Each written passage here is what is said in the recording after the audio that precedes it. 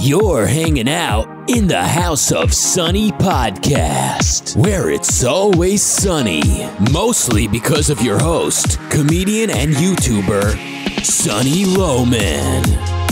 Want to know what Sunny and her friends are thinking about this week?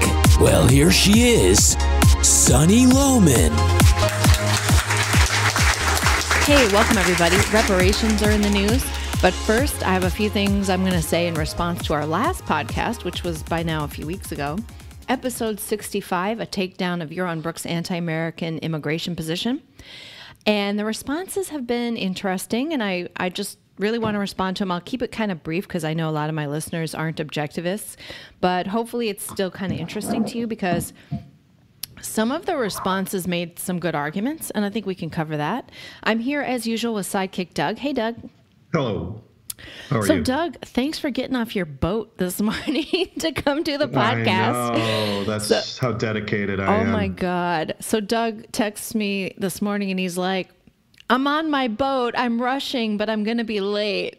I have my priorities straight, though. Dude, Fortunately, that's pretty the water awesome. wasn't too bad. It was on the way out the other day. It was a harrowing experience, but it was pretty glassy this morning. So I just had some fun, saw some pelicans, got in and got to my mic. That is dedication. Thank you very much. And who else would do that? Nobody would do that. I wouldn't do that. If I were on a boat, you'd be here by yourself. I was going to call you from the boat and try and just pretend like the static noise in the background was just I'm like, what is that, like, a pelican? I was going to blame it on your mic. Yeah, exactly. Right. Okay, so we got some responses, Doug, to our immigration podcast where we discussed Yaron Brook's little clip. That's not even like his full view. We didn't really get into like a full view of immigration or anything, but I took these two clips that the Ayn Rand Institute had. Well, one the Ayn Rand Institute had pulled out of a panel, and the other one was something that Yaron Brook had pulled out of his own podcast. So these were clips that they had deemed kind of good, special. They're both on Muslim immigration. So we really just kind of covered that narrow issue. And mainly, I think my main point of all of this is, first of all, I don't agree with him on this, but he's kind of hard to pin down. I think we proved that. He's sloppy. And, no offense to Yaron, although it is obviously very offensive to say that about him, I guess, but it's just true. It's just true. And that's part of the point here is that we had to find these clips because there's nothing in writing. I mean, there's nothing in black and white to really point to say this is the position. So we had to go out and find these clips, and they put out some clips, and then we just have to focus on some narrow part of it. So that furthers your point. Yeah, he might be able to say, but I've always said that, Muslim immigration, blah, blah, blah. It's like, maybe he did somewhere else, but he does it. Right. This is what he said here. In podcast 732, in minute 37 and 14 seconds, he wouldn't even tell you that now, to be honest, and I'm not going to rag on him too much or whatever, because this isn't supposed to be a personal attack. My beef is that you've got this guy who's out there giving his opinion, and that's fine. And I don't normally attack people for their opinions, especially people who I feel are kind of generally on my side. I would prefer to be kinder about it and say, hey, you can, if you're on the right, like my feeling is, let's be kind. Let's try to convince each other of the right thing. We don't have to attack each other.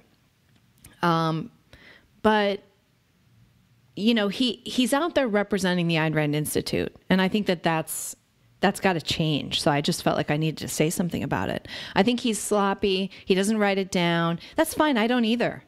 But again, if he wants to be like me, which I think, like, that's kind of his career, is like being this kind of entertaining talk show person, and that's fine. That's what I do. I do write things down, actually, occasionally. But if he wants to be like me, he can't also be the chairman of the board of the Ayn Rand Institute.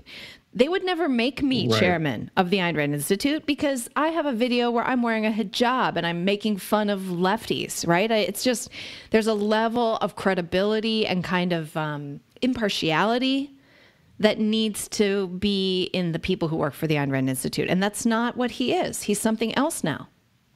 And the fact that he's something else means that people will disagree with him, like a lot of people. And so you end up alienating anyone who disagrees with him. And unfortunately, this means alienating people from the Ayn Rand Institute. So there have been people out on the internet who have said, oh, you're anti-Ayn Rand Institute or whatever. And that's not true. I'm pro Ayn Rand Institute. I've been around longer than Yaron Brook. I've been floating around the Ayn Rand Institute longer than him. And I'm for it. I just want to see that it be more careful, I guess, about the views that it puts forward, that it not moralize on these views that people tend to disagree about them with. It pains me, actually. I mean, if we're talking about Yaron Brook's particular opinion, I do think it's anti-American. One of my guests on the podcast, Ed Maslish, said that Yaron hates Americans. And I don't think that, especially because I did some research since then. We're gonna record a immigration podcast in the future, and I did some research to prepare for that, kind of trying to understand the open borders position.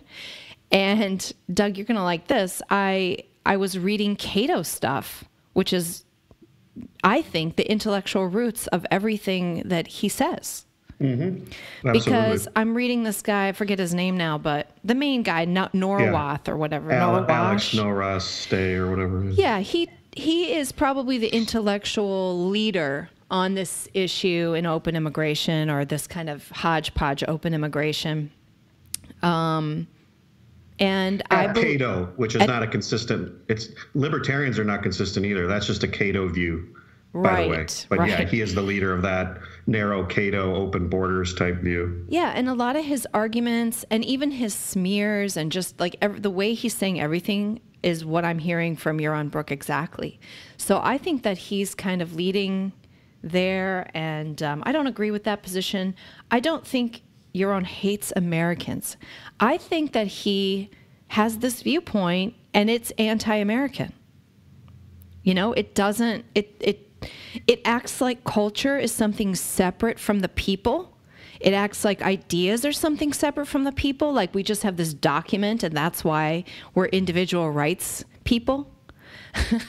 Versus the culture is such that we have this document. And I realize that we have deteriorated as a culture, but we are not so far gone yet that we don't still have basic freedoms. And so. Well, I almost take the opposite position there. I think because we have deteriorated so much, as Ed pointed out, when you have a disease and your immune system's compromised, you don't bring in more, disease to test yourself. I guess what I mean is they act like America's so rotten. The people are so rotten that if it wasn't for this piece of paper, we would be, a totalitarian dictatorship. It's almost a contradictory position because on the one hand, they do say that, but on the other hand, they say, but you have to be confident in your culture because, we're going to teach these, third world people how to be Thomas Jeffersons, and they're going to somehow by osmosis learn to value individual rights and constitutional republic. So they kind of talk out of both sides of their mouth. Well, right. Yeah. And they also say that the people who get here are self-selected for that type of individual. And that's obviously BS. Arbitrary claim. Totally. Yeah. There's no evidence for that. In fact, there's a lot of evidence for the opposite. The majority of the response we got was positive. I have to say, I received a lot of letters that are similar to, I'm going to read, this was done publicly on my page. I'm going to read this. I received a lot of behind the scenes letters that matched this sentiment. So I'm reading this as kind of an archetype for what rank and file objectivists are thinking. And this guy, okay, I'm just going to read it. I'm sorry to say this, Sonny, but I think this is an excellent podcast. Do you see his regret? That's kind of how everybody started their letters. This makes me very upset. This is very sad. You're right. Okay. I have avoided commenting on how ARI deals with immigration, borders, and Trump. But now I think it's time to stand with you on this. The ultimate standard of value is an individual's life. So the question is, does an open border benefit me? Or should we have active borders instead? And by that, I mean screening. One thing I'd be interested to see from your panelists, By the way, I think Yaron does a great job talking about capitalism, and I like him as a person. However, I strongly disagree with his positions on immigration, and you are right. He should be putting his position in writing so it's easier to understand exactly where he stands. Overwhelmingly, people agreed with that. You know? And can I make another quick comment on this, which is that, before you said, oh, I'm pro-ARI, I'm, in this context, I'm anti-ARI because, they put her name on this institute, and this is a whole nother rabbit hole we don't want to go down, so I'm not going to go down it. But the point is that these are political opinions and they're political applications, and I think it's far outside the bounds of what the institute was meant to do in terms of just promoting her and her ideas. And so for him to go out there and promote these ideas on his own, independent of the institute, okay, if he were to qualify everything very much qualify everything in terms of these are my own opinions, these are my own political applications, that's fine. That would even be difficult, even if he made those qualifications, just because of his position. It's hard to distinguish him from speaking for that institute with her name on it. So even if he could make those qualifications, it would be difficult. However, he doesn't even make those qualifications. So therefore, the people that tend to follow them or look to that place for guidance are essentially seeing that as maybe an objectivist position or Ayn Rand's position because her name's on it. And that would have her spinning in the grave. That's not her view. She didn't really express a view. And, contextually, who knows? So the point is that for him to be speaking about a political application without qualification in the name of the Institute and to be wrong, which I think right. He's clearly wrong, but of course we could all debate that, but is just a crime. I mean, I think it's horrifying. And then on top of that, for the people that are sycophants of his to attack anyone else who debates the issue or has a differing political opinion about how to deal with something like this, to then smear them, attack them, call them xenophobes or bigots or, what these ad hominem type of attacks, how dare you disagree? I mean, this is, at root, this is the real problem. There's a meta question of why those people are like that, which is a whole nother topic. But the fact that this is going on and that it's gone on for a long time is really the cardinal issue here. And I think it's troubling, it's difficult, it's sad, but I think it's somewhat typical of what's gone on there for many, many years. And it's somewhat representative of the whole problem with the so-called objectivist movement. Well, maybe it has just accelerated because of the immigration issue. Because Yaron has broken off. Because I think it's gotten worse since Peikoff stepped away. I feel like he injected a certain amount of reality orientation. I found myself not disagreeing with him. I really rarely disagreed with him about politics. Whereas with Yaron, I find myself disagreeing with almost everything he says. And talk about a low bar. I mean, I agree with you to some extent, but that's a pretty low bar because I disagreed with Peikoff all the time, too. Well, and I thought he was terrible in certain things. I don't remember feeling that. There were a few things I disagreed, like when he said that we should all vote Democrat in 2008. I disagreed with that. He also said at the time, He didn't just say that. He said, you're not an objectivist. Yeah, if you that's don't wrong. Vote that. I mean, it's wrong to speak like that for somebody in his position, and it's wrong. But you also see him being very humble at times too. So I never felt like I couldn't disagree with Leonard Peikoff. I thought it was clear, and he often qualified. This is my opinion. This isn't objectivism. He would say that a lot. And I know that Yaron would say that too, but everywhere he goes, he's introduced as the chairman of the Ayn Rand Institute. He backs up everything he says as Ayn Rand, Ayn Rand, Ayn Rand. So he does present his opinion as being Ayn Rand's opinion. Exactly. And the only reason you know this is by watching a lot of video of him. Again, he doesn't write anything down. And so we don't really know what his opinion is. We can just get these scraps. And somebody said, they thought that he maybe responded to my video, our podcast, taking this down. But I would have to listen to hours of stuff to figure that out. So I'm trying to find that. I'm trying to get someone else to do the dirty work, and then I will listen to it. No, it's just a big sloppy mess of unscholarly crap coming from the Cato Institute that's masquerading as, Ayn Rand's philosophy, which it's absolutely not. And to me, that's the crime, and that's the problem here. He can have whatever opinion he wants, of course, and he can be wrong about his opinion. And we can all disagree, but to represent himself the way he does, I think is absolutely problematic is an understatement. It's problematic. And to your earlier point, the chilling in our community of not being able to disagree. And it's not even like you disagree with Ayn Rand. It's you disagree with Yaron Brook. How dare you? What? Yeah. Since when did Yaron Brook become the head of objectivism? I didn't vote for that. Yeah. Well, I think what it exposes is the full cultishness of that aspect of the movement. Is it a cult or is it a typical corporation? Because I've worked in corporations and there was a hierarchy and you can't disagree with the boss and so on. I mean, it's just pressure. A lot of these people are paid by him. Yeah, but so they can't disagree with him. Cults are also moral. Cults are not just practical in terms of wanting to keep your job or, total company line. I'm just not willing to say it's a cult. I'm not willing to go that far because I realize that there are some sycophants and things like that, but the majority of objectivists I know, I don't feel like they are cultish. Objectivism itself is about being first-handed, not second-handed, thinking for yourself. So slight irony. Yeah, slight irony. I mean, there are people who treat it like a cult, for sure. But I'm not willing to say that it's a cult. I know that there, some friends of ours talk like that, and objectivist friends of ours look at the Institute and its orbit and say stuff like that. But I don't agree with that, and it's for the same reason I don't think Yaron hates Americans. I don't know his psychology. He's not an American. I know that he used to be a lot more pro-American in his speech, and maybe I should have played that clip because somebody posted when all of this came out and my podcast and everything, someone posted a clip of him speaking to a sort of a Tea Party organization back in 2011, and oh my gosh, he's gushing about Americans.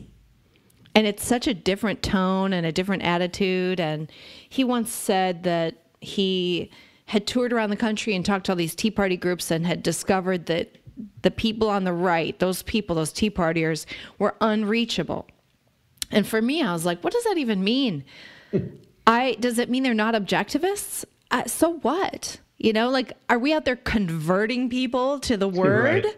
Or are we just trying to have an influence on the culture and politics? Which I think absolutely all those people reading Atlas Shrugged at that time, no question, were influenced by Ayn Rand and are still today. You hear a lot more of the right kind of talk on the right because of Ayn Rand's influence and Atlas Shrugged than, a lot less altruism than you used to. Yeah, so again, I think it's partly, and this is again a deeper topic, but I think it's a misread of American culture. His understanding or characterization, if what you're saying is true, which I take you at your word that he was this unreachable concept with respect to Tea Party. I went to Tea Party events too, and I had the exact opposite impression. Same here. Which is that this is America. These are the people, right. And and his view is this sort of detached. America is a set of ideas. No, it's not. It is a set of ideas, but it's embodied by those people. It's a people. America is a people. And most great people in this country, sorry to say to that side, but they are religious people, or they're semi-religious, or they're at least not atheists, or whatever. They're a mixed bag of religious. And that is the American culture. It's people who love the founders guns, were too. That love hunting. Right. They're pioneers. They're cowboys. They're religious people. They like to help the community.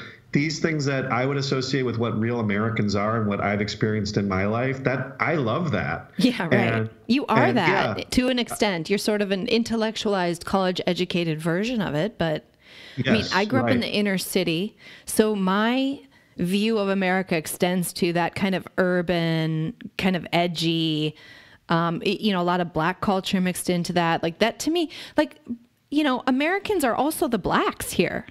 Yeah. So it's not just white people. Like it's everything. It's the black influence on our culture. So, jazz and fucking dancing and honestly, sports, it's all of that. Yes, music, absolutely. And Britney Spears and Walt Disney and Fred Astaire. There's all these different things that we would consider sort of American, and that is the particular people. And we embody that, is it purely what objectivists would like to see? Is it, ideal from a philosophical standpoint? No, but we're talking about the culture, and we're talking about politics, and we're talking about what's real and what's out there. And right now, who are the people defending these fundamental sort of values that we would, at a very basic level? Who's defending that? The right is defending that. The left is absolutely trying to attack everything this country stands for. And, to not see that big picture and to focus on it's a private company, or you're talking about Donald tech, Trump is rude. Yeah, the tech company, the Trump stuff, immigration. I mean, it's all kind of wrapped up in that. I think that's what's going on here. I think it's sick. It's a weird rationalism because it's not connecting reality to ideas. And, when you have like the tech censorship issue, oh no, it's not. I'm always like admonished. It's not censorship. Okay, use a different fucking word then. What word do you want to use to describe the reality that's happening? Where the cultural value, which I think is a legitimate concept, this is describing something in reality. We all used to, it used to be nobody would even think of canceling somebody's account just because of their political opinion.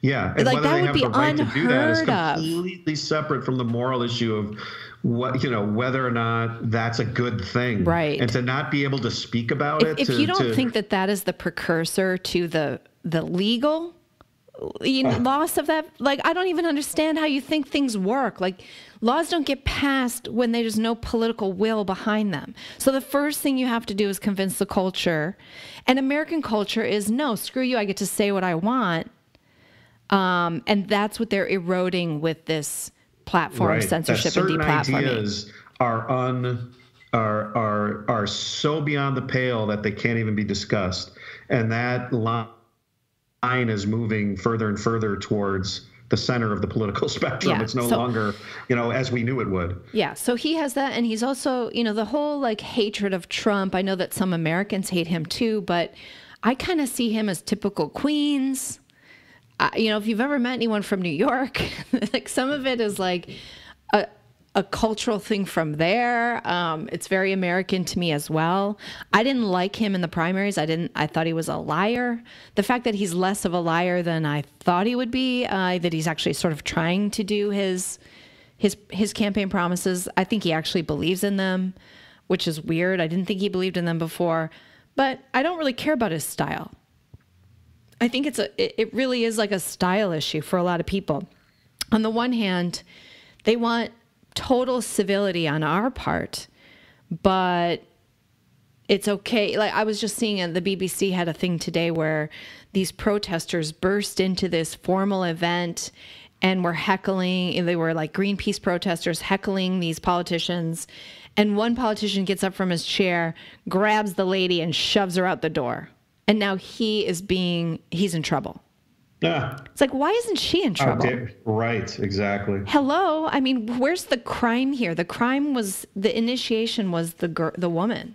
Oh, and we're seeing that all over when the police stand down during these student riots and they let them beat the shit out of some conservative, or they let them torch a college campus because they don't want to, because the risk for them is getting in trouble with the SJW police, if they don't do anything. So this is the danger in our culture today, the serious danger. It's not Trump, my God. And if you think he's bad, like I think a lot of people think he's not tough enough. A lot of Americans would like to see more of a cowboy attitude. And just, not to, because again, we talk about this for 5 hours. I think in our lifetime, we've probably talked about this for thousands of hours between you and I, but the point is that there's a much deeper, complicated discussion about like why Trump has resonated in the culture with so many Americans and why he's really popular in a certain segment and he's unpopular in another. And, you know, understanding and sort of unpacking like why he's resonating and why, you know, despite whatever his policies are, right, just even his image and his mannerism and his willingness to, you know, fight people online in these petty ways, you know, the way in which he does that. I mean, when, you know, in the midst of a culture that's just being completely drowned in this political correctness, you know, to have someone like that who's like basically giving a middle finger to it all. I mean, just that alone is an interesting thing. Totally, you know? worth it just for that. Totally worth it just for that, right? Yeah. And then you start getting into all the politics of it and what was the other choice on the other side. It's like a big complicated discussion. So to just sit there and say orange man bad and sort of like virtue signal to all these leftist morons and not have a more nuanced view of what's going on in our culture and like what the real divisions are and what the serious, the scary kind of underpinnings of all of this are, is really just intellectual malpractice. And again, for, you know, in the context of an institute that's supposedly devoted to, you know, her ideas to, you know, come out with these sort of political opinions and then, you know, spread that like gospel among these sycophants who then attack and smear anyone who disagrees is, you know, I mean, that's the recipe for that thing to just completely go bankrupt, because that's not only is it intellectual malpractice, it's not effective, and you're going to end up, you know, with a bankrupt institute that's doing absolutely nothing and attracting no interest whatsoever, as it should, because that's not going to fly. Well, and it's not flying. And so that's the problem, you know? And anyway, here's an objectivist that I know made this comment on my podcast, and he's defending Yaron here. So I'm going to read it because I think it was a good criticism that we can discuss. People escaping hellhole countries for the promise of what the United States was are almost always going to be more American than the people who grew up here under the progressive education system. They're coming here versus anywhere else to get the scraps of America that are still left. How many people born and raised here can even describe what America was anymore? So this is the point that they make a lot, which is the people here, because of progressive education, are just ruined. And so America is on borrowed time. The people coming here recognize what the United States is, you know, its intellectual roots better than the people who were raised here, more so than the people who were raised here. And first of all, I just don't think that there's any evidence of that. I think somebody made that up and it's just what's now being repeated.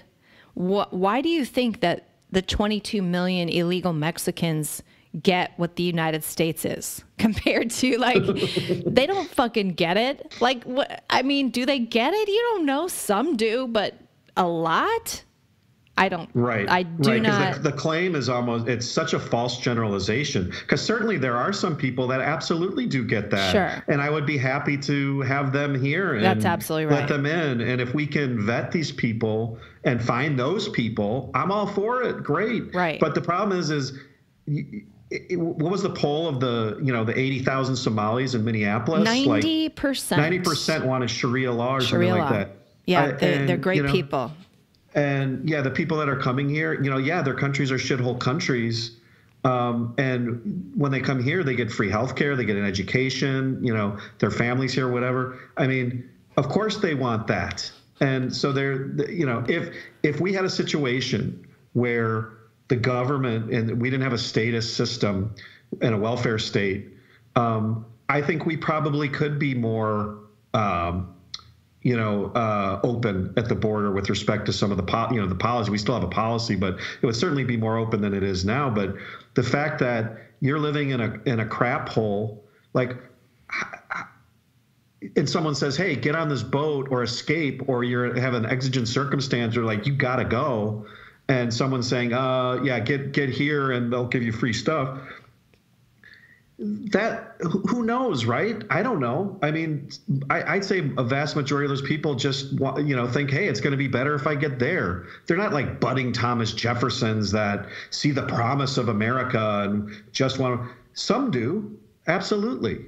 I'm sure a lot do. But it's just an arbitrary claim, and it's a false generalization to just say they all do, especially in the context where we're considering mass migration. If you have one or two people coming, fine. But when you have millions and hundreds of thousands of people plugging up the courts, and we don't know who these people are, we don't know what their background is, we don't know if they're criminals. I want to say something else. If you can't just make a claim like that. If you grow up in American culture versus a third world culture where corruption and lying and stealing are normal and you're always looking over your shoulder, even if you have your progressive education, the American kid here I would put my money on that kid before the Mexican kid any day of the week, because there's a certain amount of culture that you just absorb.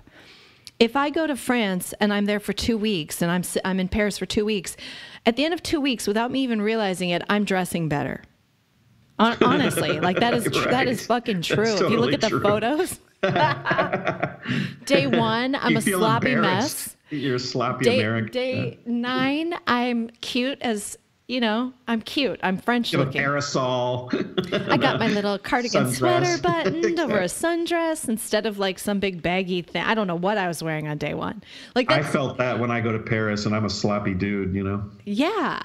So, and I have au pairs from other countries. I have au pairs, and one thing I say to them when they first get here is, you have the chance to absorb American optimism, American can-do, this is what's different about us compared to other people, other cultures, including Western cultures. Yeah, totally. And so you can absorb that, you can start to live like that more and have a better life than if you're in your stale, stagnant European nation where, everyone's telling you. We always joke that the French, their number one phrase when you're over in France is, "It's not possible. It's not possible." Yeah, exactly. Can I get that croissant to go? It's not possible. It's not possible. And here in America, you say that, they're like, yeah, we'll figure it out. Like, you would be like put out if you asked for something like that, and Americans were like, absolutely not. No, can't do it. But Sonny, what you're recognizing, and it sickens me how few people on our side even get this, is you're recognizing the nature of cognition. It takes time to understand ideas and personal philosophy and values, and there's psychology, there's biology involved. I mean, if you grow up somewhere, you're exposed to that culture, the people around you, and your family upbringing, and where they force you to go to school or church or whatever, and it's not easy to get away from that. I mean, and to accept and understand, particularly if you're in a completely foreign culture to the West. This is not, Ayn Rand identified disobedience to authority as one of our major traits, Americans. Right. So, how do you get that growing up in Africa? You know what I'm saying? Like, is that, what happens to you when you disobey your tribe in Somalia? Yeah, or disobey the state, or and it's not that people don't have the potential to change or learn, but that's one of the reasons why we have a 5-year requirement for citizenship. And even the founders originally was 2, and then at one point it was like 15, and then they moved it to 5. But the point is that you need experience and time, and it takes that time for people to learn. And you don't just let millions of people across with this idea that they're just going to learn. I mean, that's the stupidest thing I could ever think from a self-defense standpoint. Well, and they might, but if you plop 100,000 of them into an enclave, and like they've done with Somalia and Minneapolis, you're not going to get as much assimilation as you would if it was more of a dribble. Absolutely. So I think part of that too just gets into like mass migration versus like a certain controlled and slow immigration. I think that can be absorbed, and people can take 10, 15, 20 years to assimilate. Right. and they don't have the cultural and tribal pressures around them like they do in these enclaves to stay the same, because there are power structures in like the Somali enclave that have nothing to do with American culture. All you're doing then is transporting the culture they escaped to the culture here, and the children and the people that are already sucked into that can't escape it. It's the worst possible thing you could do. Yeah. And why do we consider Ayn Rand or Ayaan Hirsi Ali a hero? Because they were in very dire circumstances, and yet they were able, they stood against it through risk. The intellectual honesty it takes to be an Ayaan Hirsi Ali, the mental gymnastics, I mean, literally Olympic mental gymnastics here to get from where she grew up to where she is today. She is an amazing, astonishing woman. Just her mind, and the openness and the honesty that she had to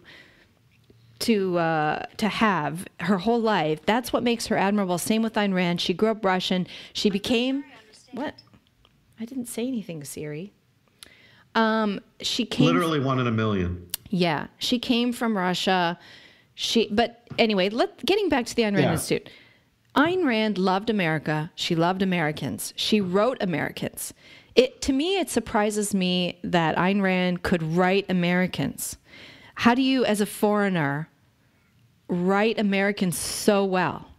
Like a Hank Reardon, and even Mike, Howard Rourke's buddy. You know what I was saying to you the other day is, remember that scene where, they're first trying out Reardon Metal, and there was all this publicity and sort of media hysteria that it wasn't going to work, and it was, everyone was going to die kind of a thing. Mm-hmm. And so they actually do it, and she described how these Americans were coming out, and throughout all kind of across the plains and through the hills, there's these people standing there kind of waving flags and cheering them on. Armed. Remember, they had guns. Yes. Protecting the rail. And that was, to me, like, wow, she gets it. That was like Americans. That was the deplorables, But Yaron doesn't agree with the Second Amendment. Right, I know. It's like, I'm sorry, but that's not really, dude. I mean, Yaron is entitled to his opinion, but it is not Ayn Rand's opinion. That was not her opinion, and it's not mine. And so if Yaron, this is my final statement about this. If Yaron Brook wants to be like me, political commentator and come up with his own politics and applications of objectivism or whatever to current events, more power to him, but he should step aside as chairman. I don't think he should be affiliated with ARI anymore. I think he needs to be professionally disconnected, or he needs to be more thoughtful in his point of view and write it down. And I would like to see the objectivist intellectuals, Andy Bernstein, Tara Smith, Richard Salzman, Mike Berliner, even Leonard Peikoff, Brad Thompson, they need to start speaking out. I mean, I know that politics is distasteful to a lot of people, but Andy Bernstein recently said he's a Trump supporter. And he's the first one to sort of come out. And it took him 2 freaking years before he had the guts to say that in an open public forum. So something's wrong, when Andy Bernstein doesn't feel like he can be totally honest with objectivists what he thinks. Yeah, and guess what part of it is? It's ridiculous. So like the podcast goes out, I get all these private messages, of support, like the one that I read you, plus a lot of public messages of support. And then an ARI employee, and I'm not even going to use his name because I'm not going to make him famous. An ARI employee, he's actually a front-facing employee who's in sales, recently hired by the Ayn Rand Institute. He says this. Somebody posted my podcast with the following remark. If I was running the Ayn Rand Institute, I would force everyone employed by the Institute to listen to this podcast and then have a long, open discussion about it afterwards. Not because all the points raised are correct, but because enough valid points are made and there's obviously something wrong. So then this ARI employee writes, Sonny seems to be bigoted, racist, and nationalist, favoring white people with the assumption they are morally superior. If that is true, it is evil. If she doesn't believe it, she has erred by creating that impression. So, by the way, if you've listened to my podcast, all we're talking about is Muslim immigration, and we're really just talking about Yaron Brook's kind of sloppy scholarship. That's kind of, and his, how you can't nail him down. And it's more a podcast about Yaron Brook than it is about immigration. We've talked more on this episode about immigration, like a philosophy of immigration, than we did on that one. And I don't even think he listened to the podcast before he said that. No way. So all he saw was my title, and that I'm criticizing Yaron Brook, therefore I'm bigoted, racist, a nationalist favoring white people. They should shut that institute down today. Like, I'm not. If that guy is an employee and he said that, and that represents what those people think and how they deal with people, how they deal with people, particularly someone like you who's been such a vocal supporter of theirs. That they should just shut it down today. They got to start over. Just get rid of everybody. In fact, I not only would not give them money, I want money back. Can I get money back? Well, first of all, since when is America only for white people? That's what, like, whoever said that, it's also, I mean, if you go, black people have been here longer than most white people.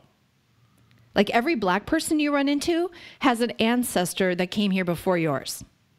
Probably. Mine came here in like 1909 or something. So I'm relatively new.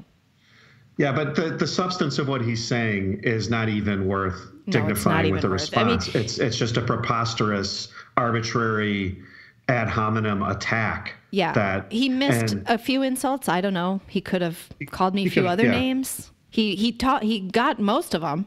Bigoted, racist, nationalist. Where's the response to what we said? Yeah. I mean,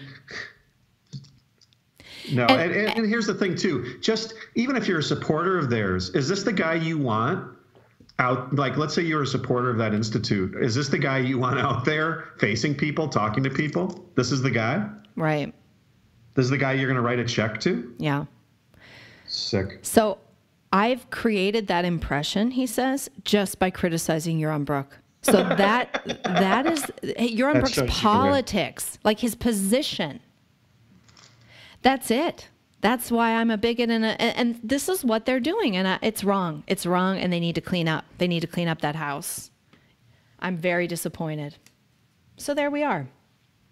Well, by the way, can I just say that this was your reflective view of this whole situation? You had a slightly more emotional response initially to all of this, and if you think any of this is even slightly intense, you should have heard me 2 weeks ago. But that was my emotional response, and after, I just want to be careful because it's very easy to slide into everybody sucks. I hate everybody, I'm not going to bite on that. And it's not true. And the Objectivist Summer Conference starts this week. And I really, truly hope that the people there discuss this. I would love to be there. I'm not there. I used to go there every year. I love the conference. I love hanging out with my Objectivist pals. And they've asked me to speak there. They've asked me to run the talent show. I mean, they generally love me, and I think I have a lot of friends there and a lot of people who believe in me and who want to see me succeed. So I realize that I've kind of, some of my language is maybe a little bit inflammatory, like saying stuff like, Yaron Brook's position is anti-American. I do think that's what it is, though. He says himself that Americans are worse people than immigrants. And if that's not anti-American, I mean, why can't I just say what it is? It is anti-American. So that's his viewpoint. He should own it. But yes, I come up with titles that are a little bit clickbaity because that's the business I'm in. So you just have to get past that and look at what I actually said. If anything, we were too light on this, and I think in future podcasts, hopefully we can get more deeply into the actual specifics of our immigration view. But I think that you're being too kind. If that's my personal opinion. Well, maybe I am, but that's how I feel about it. I hope all the people there at the Objectivist Summer Conference discuss this. I think we need to see more scholarship. We need to see more peer review. I want to see more debate and disagreement. We don't all agree. And I know this because I'm in touch with a lot of objectivists. Let me just give you a little tip here, everybody out there listening. I would say at least half, if not more than half, of objectivists do not agree with Yaron Brook on immigration. There it is. So that needs to be discussed. That should be discussed. And it's not just immigration. It's a lot of issues. I don't. By the way, do we even know what his view is on immigration? No, I'm not even clear on it. Changes. That's part of the problem. By definition, it's 50% because it's random. So. And I changed my mind too. I don't mean to say that a person can't change their mind, but let's get things. If we're going to represent the Institute, we need to write it down, make arguments, and subject it to peer review. That's what I say about that. So, hey, let's move on to reparations because that's kind of an interesting topic. According to the Democrats, Doug, we owe black people money because we're white. Mm-hmm. And I just want to play this. Hang on a second. This I can't pronounce this guy's name. Ta-Nehisi Coates. You know that guy? No. I believe he's a writer for the New York Times. I became aware of him a few years ago because he wrote a piece in the New York Times that said that he wouldn't let his white daughter or his black daughter have white friends. Yes, that was him. Yeah, he's a professor somewhere. Let's see. I think he's just a journalist, not a professor. I'm going to read his wiki here. Okay. An American author and journalist. Coates gained wide readership during his time as a national correspondent at The Atlantic, where he wrote about cultural, social, and political issues, particularly regarding African Americans and white supremacy. The guy's a fucking racist. He's a racist. Yes. He won't let his black daughter have white friends. He's raising his daughter, his little girl, to be a racist. Uh-huh. So here, should we listen to him about reparations? Because a person that racist, let's listen to him. Enslavement reigned for 250 years on these shores. When it ended, this country could have extended its hallowed principles, life, liberty, and the pursuit of happiness to all regardless of color. But America had other principles in mind. And so for a century after the Civil War, black people were subjected to a relentless campaign of terror, a campaign that extended well into the lifetime of Majority Leader McConnell.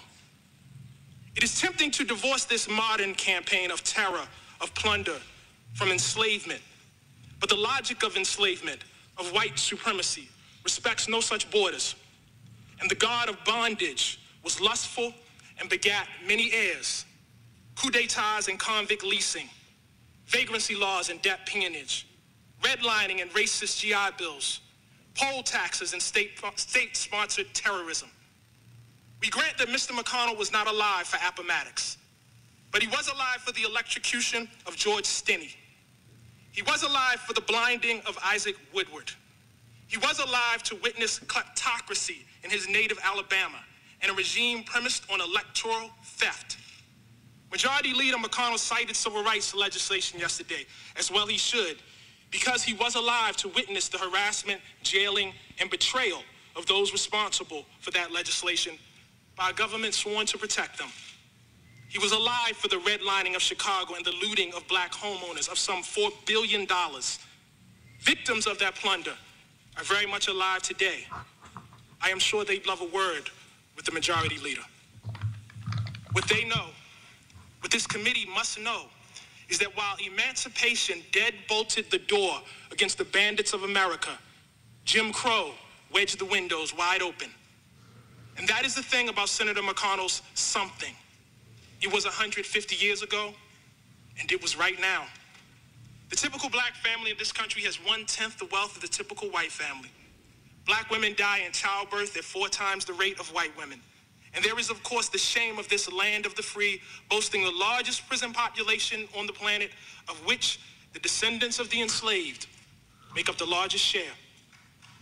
The matter of reparations is one of making amends and direct redress, but it is also a question of citizenship. In H.R. 40, this body has a chance to both make good on its 2009 apology for enslavement. Yeah, okay. So that's his basic argument, is that, it didn't end with emancipation. And so it's really just hundreds of years of just kind of mistreatment, and injustice. So, I can't even believe this is being seriously discussed. And this is what's going to happen when the Democrats, if they ever get federal power again, Trump has unleashed something. He's really pushed them. I mean, you can see it in AOC and Ilhan Omar. He's pushed the left. I don't think he has, but they're just being more themselves. Let's put it that way. Mm-hmm. And I appreciate that. The curtain has been pulled. The curtain has been pulled. And so they're just more comfortable. I think Obama did some of that. I mean, I felt a shift when Obama took office. I felt a shift in the boldness of the left. That's when you started to see city councils doing kind of really bold, illegal stuff. Just kind of pushing an agenda on people.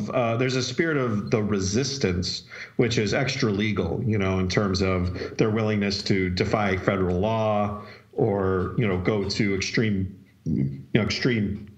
measures to implement their ideas. Whether it's rioting or defying law or whatever. I mean, it's at another level. Yeah. So, and then Trump was elected, and that now they've really fallen off the deep end. It's really kind of nuts. So this is happening, but they don't have full power, so they're not actually going to get this to happen, but they're just making it an issue. And I think if something, I don't know, this feels like we're sticking our thumb in the dike. It's just another, I feel like Democrat control of this country is inevitable. And it's going to be like living in California, where you have this super majority of Democrats who just do whatever the heck they want and drive us into homelessness and bankruptcy. Yeah, the whole country is going to look like Detroit and Baltimore. Yeah, and the only way out is going to be fighting our way out. That's what I think the end is. I don't see any other way around it, because we're all fractured. Every state is full of Democrats and Republicans. Look what happened in California when the Democrats basically stole 6 House seats in 2018. Mm-hmm. They did this ballot harvesting thing where after the election, 6 Republicans are elected in Orange County, which is a typical red area.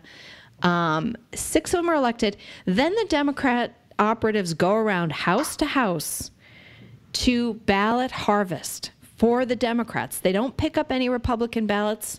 They only pick up Democrat ballots. 2 weeks later, they throw out all 6 Republicans with their found ballots. Well, and this is one of the drives behind the push to give illegal immigrants driver's licenses, which is going on in New York right now. Well, there was a guy in the news last night that's resisting it in Buffalo, but he's a county clerk. But he was ordered, all the county clerks were ordered by the governor of the state to comply with this policy where they're just giving out identification to illegal immigrants, and, that enables them to vote and whatever else. I mean, that's frightening. Okay, so in California, here's how it happened. First, they said, we need to give IDs to illegals because it's, you can't live a decent life without an ID. We have to be compassionate and give them IDs. Oh, don't worry, it won't be used for them to vote or anything like that. So we give them right. IDs. 2 years later, we're going to do auto voter registration anytime somebody gets an ID. Yeah, right. So now you have all these illegals automatically registered to vote. Oh, how fucking interesting. And, by the way, did you know Hillary won the popular vote by 2 million? Yeah, bullshit. I bet those came right out of California, and they're all illegal immigrants. Well, can I go back to this reparations thing just for a second? I mean, I just want to make a general point. I don't think anyone's denying a lot of the history that he's citing with respect to, this, slavery and then the Jim Crow era. my bigger question is, how do you address injustice in any country throughout human history like this? I mean, that's exactly how I think about it. And the fact is that the founding fathers removed themselves first from bondage from a monarchy, right? And so, the first step, like when you're in a plane, you put your oxygen mask on first. The founding fathers that put would their get you oxygen slapped mask. by a black person. Well, they put their oxygen mask on first, and they unenslaved themselves from the British king and from the feudal system. So, then, 100 years later, we fight a civil war, and, then generations later, we still have, was slavery a good idea? No. I mean, that this is I think it was a horrible institution and a horrible idea, and it's plaguing the country to today in terms of this, the racial division. But the point is that this exists pretty much in every country, unless we were to break the country up along, ethnic lines like they did in Yugoslavia or something. If we're going to have a large country that's multicultural in this regard, everyone, there's people from every ethnic group and that have a claim against someone for injustice. And I'm not trying to minimize the black experience at all, but certainly there's the Chinese, there's Jews, the Italians, the Irish, Catholic people. I mean, pretty much anyone that wasn't a Virginia farmer was discriminated against at some point in this country's history. And so, what do you do about that? And this idea that the best thing you can do about it is give everyone freedom now and move forward. And if someone was specifically harmed by a specific person under law, then fine. But this idea of reparations, which is very racial in terms of there are black people that were injured in the past, there are white people now, and somehow that they've inherited this. It's so racial. It's so racial. I mean, because it's literally like my ancestors weren't even here by 100 years. Right. So what the hell do I have to do with it? And my ancestors came from the two northern countries that got rid of slavery first. So do I get to not pay it? Yeah, because most of Europe barred slavery, in the late 1700s. So, but then there's colonialism. Do we have to pay reparations for that? Do we have, do the Muslims have to pay reparations for their slavery? Do the Turks have to pay reparations to Russia for all the tribute for centuries? I mean, where does it end? Well, and black Africans themselves were involved in the slave trade. I mean, they were the ones who were rounding up slaves that got on the boats, and there's still slavery in Africa today. So, the history of slavery throughout the world has been going on for thousands of years, and it ended in the West faster than it ended anywhere else. And I don't even feel like this has to be justified. It's just so unfair and unjust to make. I mean, the argument goes that you and I, Doug, today benefit from slavery, or we benefit in a way that black people today actually are harmed by the past that was slavery. And so how do you go back in this genealogy? Should we go back to biblical times and trace ourselves back to how far back do you go? I mean, injustice is part of fucking history, and it's part of life. And the way to rectify it is to free people, and treat everyone equally under the law. I mean, this guy is living. By the way, his dad was a Black Panther. So let me just say this too. I want to make one other quick point, which is that, and I'm hearing, I hear these debates a lot on the news because I follow this topic pretty closely. This bill, H.R. 40, just so you know the politics of this and where it's going to go, is this bill is just establishing a commission to study these reparation proposals. So anytime someone makes the argument that you or I made, hey, my ancestors came here from Italy in the 1920s, so how in the hell am I responsible for, slavery? Whatever argument you want to make along those lines, the common retort is, oh, no, Sonny, we're not saying you're going to have to write a check. We're just creating a commission to study the problem. And, so what are you going to study? I mean, what do you, ultimately you want someone to write a check, right? I mean, that's what what else does reparations mean? There was an Episcopal priest on Tucker's show the other night, and Tucker was making the moral argument too, that I'm not morally guilty for what my ancestors did. Why should I feel guilt? And he would keep saying, "Oh, you shouldn't feel guilt, Tucker. This is," and they keep deflecting the question and saying it's not what we think it is. It's something else, and they just want to study it.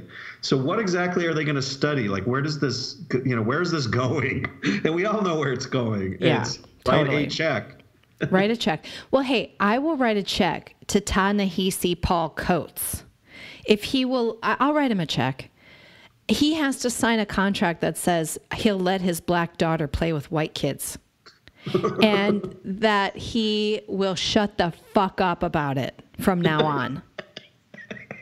That's my deal. That's my deal for... That's the shut the fuck up deal? Yeah, that's the shut the fuck up. Here's a fucking check. Shut the fuck up. Look to your own community. Why? I agree. This is like an issue. Why are they all in prison? Why are black women dying more often in childbirth? Are they having more children? Yeah, that's probably what part of it is. But look at the culture and look at the economic incentives that keep people dependent on welfare. And right. I mean, instead of solving these values, the fatherlessness in that community. Holy shit. I mean, the gun violence in black communities. Like, fucking solve some damn problems, Ta-Nehisi Coates. Yeah, right. I'll write you a big fat check. You shut up and solve some fucking problems. Yeah, yeah, exactly. And let your black daughter play with white kids. That's the deal. That's my reparations deal for Ta-Nehisi. That's a personal deal just for him. There are other black people on the congressional panel that testified that were against this too, like Burgess Owens and others who considered this to be really offensive to them. One guy said, "This makes me," what did he say? "It instantly makes me a victim and sort of turns me into a beggar in a sense." And, Burgess Owens was basically saying, let's fix our own problems. And it really does pit people against each other. It really does. It's otherism. It's everybody else this is why you're failing. And somehow, Jewish people and Asians and other people that have been historically discriminated against have been successful in our society. And, there was a time when even white people were like the barbarians. I mean, there was a time when we were the ones digging in the dirt. And yes. the Italians had everything going for them. And the Arabs. So... yeah, it's just like at some point you've got to say, what do we have to do as a community to succeed? And what sort of values would lead us to this? Is it blaming everyone else and asking for money and turning everyone into a victim and hating white people and, making white privilege the issue? I think it's disgusting. It is disgusting. I don't think they want like an outcome where everybody's kind of equal and everything's happy. They're angry and just want to hurt white people. And if you talk to some of these people online, like, at the end of the day, you say, well, what would be the end? Like, what would really satisfy you? You can get these people so fast to start talking about concentration camps. Yeah, right. I mean, it's it's totally a thing. Like, just when you demonize an entire race based on racial characteristics and you say, you hurt us, this race hurt us. I mean, where does that argument go? It goes to kill the other race. I mean, it's just a total recipe for division, for racial conflict. It's really frightening that anyone would want to go down that road that doesn't see the logic where that all logically ends. I mean, that wasn't the idea. The idea was let's all be treated equally under the law. That was what I understood civil rights to be. And that's not the case anymore. We've gone the opposite direction now. Oh, completely. And it's definitely getting worse. I think Obama, God, it was so weird. I remember when, just before Obama was elected, I would say race relations were pretty good in this country. It's kind of weird. And then he was elected and was like, yeah, okay, first black man president. it's kind of like done. And then 8 years of Obama, and we're at this. I mean, he really, he did a lot of destroying during his 8 years. I also think, though, it's the intellectual movement that started really in the 70s. That's true. The identity politics. It's the critical race theory shit that came out of Harvard. And I've done videos on this. It's made fun of it because, yeah, that's exactly where it's from. And I grew up in a black neighborhood. So I remember when that stuff trickled down and finally hit pop culture. And all my black friends started wearing T-shirts saying, it's a black thing you wouldn't understand. And they were all obsessed with African apartheid. And that was like junior, senior year in high school for me. So I remember when it hit. And then a few years later, the Rodney King thing happened. And so, yeah, it's been going on for a while. But I felt like things were at a fairly good, not too bad, just before Obama was elected. And I think he really damaged things. I think he accelerated race relation issues. And you know, I have 2 points on this too that I want to make. One is that, you know, I don't think it's wrong for, you know, a lot of people on our side or sort of the more libertarian side want to deny that there are cultural differences. I mean, I think it's fine for, you know, blacks to see themselves as a culture and for us to see that as a culture, just as they see, you know, there's a white culture. There's different cultures all over the place, and that's fine. And I don't think it's wrong for us to, you know, and I think the left largely, they recognize that. I think where they go wrong is then they say, okay, one side is better than the other, and one culture does, or, you know, you can't cross cultures, you know, this idea of cultural appropriation. Right. And so they take this idea that, you know, cultures are real and people, you know, are different in this regard. And therefore we should all be in these separate enclaves doing our culture thing. Yeah, right. I don't think that was the right idea. I mean, I think the right idea is we can all live together peacefully, and, you know, black people want to be with black people, or it's a black thing or whatever. That's fine. No problem. But, you know, let's exist peacefully and not look at the other side as if you're trying, you know, based on racial grounds. You're all trying to get us. Do you know what's really been a problem is how comedy used to be able to poke fun at each other's race and culture. Yes. Yeah. And that made you feel kind of closer. And like one of the funniest sketches on SNL was when Eddie Murphy put on whiteface. Yeah. And I think I talked about this on another show, but he's like walking into stores, and they're just like, he walks into the bank and applies for a loan, and they just give him money. They just give him the money. Oh no, you don't need an application. And it's like all this like incredible, like white privilege times 1,000, you know? Yeah. And that was really funny. It was a really funny sketch. And it may have commented on a reality, which is it's possible that when white people walk into a restaurant, they're treated better by the hostess. Yeah. I mean, that might be a reality. And no one should deny the reality of this, of racism and everything else. That's fine. I mean, but the idea that other people should have to pay based on their racial characteristics or the racial or the behavior of their ancestors, I don't think that's going anywhere but civil war. Right. You know, because no one today who's alive is going to put up with it. And I think it's totally un-American in terms of, look, let's all be treated equally under the law and let's move forward. Right. Yeah, it creates second-class citizens. And we already have that with affirmative action, where white people are second-class citizens. We're forced, you know, because we have these other benefits, then we're forced to put up with being second-class in getting into Harvard and Stanford and so on. And now we're going to be paying a separate white people tax. And, you know, where does that end? So I have a friend, Sonny, it's interesting that they passed a law in California that women have to be on corporate. You need so many women on corporate boards. Ooh. So I have a friend. Maybe I should be applying. Yeah, you should, because I have a friend though who's, you know, a female who's extremely, extremely talented, a great business executive, and you know, when she hears that, the first thing she thought is, okay, now I'm a token, so no one's going to respect me. Yeah. Because all the work she's put in her entire career to get to where she is on her own merits is rendered completely gone because Now anyone who sees her on a board is to say, oh, well, I guess she's here because she's a lady, not because she earned it. And right. That's got to be so offensive to anyone who wants to just work. Yeah, I'd start wearing a T-shirt like I'm not the token. I'm not the token female. Exactly. Or maybe I'd just go really butch, because if you're butch, then that's the alternative. I remember seeing a lot of women when I was in the business world.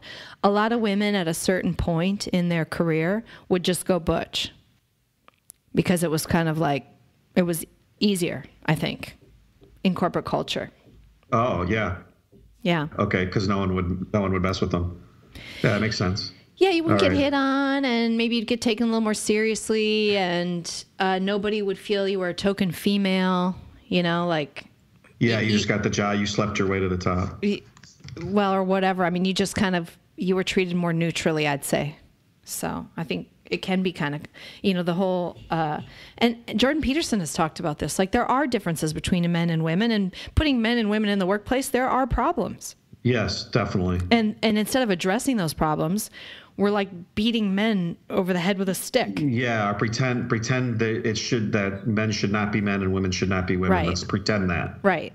And I think that's what you have when these women kind of they stop wearing makeup, they go for short haircuts, they start dressing more boxy, and they become as sort of gender neutral as possible in order to just take that component out of their work life. So anyway.